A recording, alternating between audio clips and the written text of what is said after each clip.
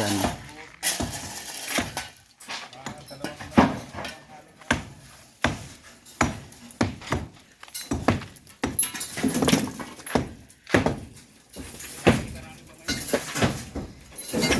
Yan ito. Bubuhusan ito. Yung existing wall i-connect sa bagong concrete column. So yan ang nagiging trabaho ngayong araw.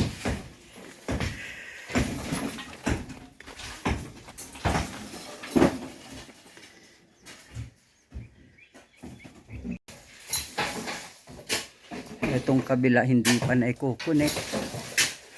So sinisimulan niyang gagawan pa ng forma para lagyan. Yan, pati ito parehas. So yan yung ginagawa nila, connected. Ito pati. So maiko-connect na sila. Yan. Super init na lang. Bagong buhos itong wall connected to the column. Kinonect yung existing wall. Yan. Tapos dito rin sa kabilaan.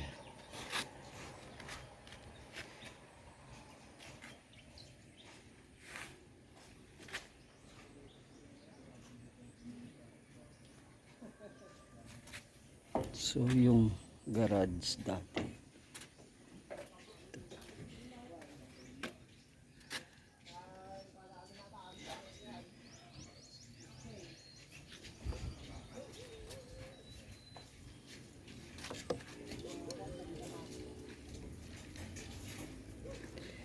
Yan. Ginagawa nila yan. Yung dalawa dito. Dalawa lang kaya. Yung tapat niya. Yung sobra nandun. Tatlo. Saan kaya yung isa? Nilagay. Ayun ang